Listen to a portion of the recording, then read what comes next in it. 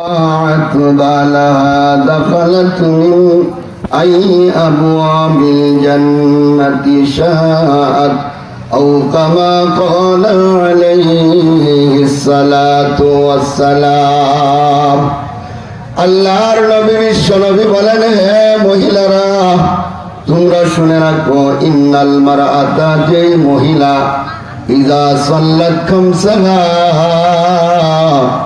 পাঁচ ওয়াক্ত নামাজ পড়বে, ওয়া সামাত শাহরাহা, রমজান মাসের রোজা রাখবে।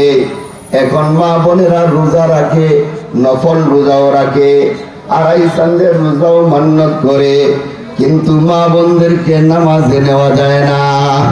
কথা বলেন ঠিক কি? রোজা রাখার মধ্যে এক নম্বর, কিন্তু নামাজের সময় পিছায় থাকে, নামাজে তারা বড় অলসতা করে। এই জন্য আল্লাহর নবী মা বোনদেরকে বলেছে, তোমরা পাঁচ ওয়াক্ত নামাজ পড়বে, রমজান মাসে রোজা রাখবে, ওয়া হাসানাত ফারজাহা, নিজের ইজ্জত আবরু হেফাজত করবে, ওয়া তাআত বালাহা, এবং নিজের স্বামীর খেদমত করবে।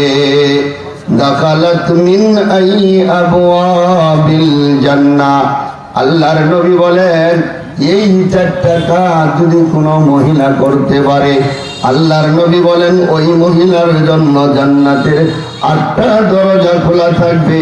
ওই মহিলা জান্নাতের যে কোনো দরজা দিয়া সে জান্নাতের মধ্যে প্রবেশ করতে পারবে।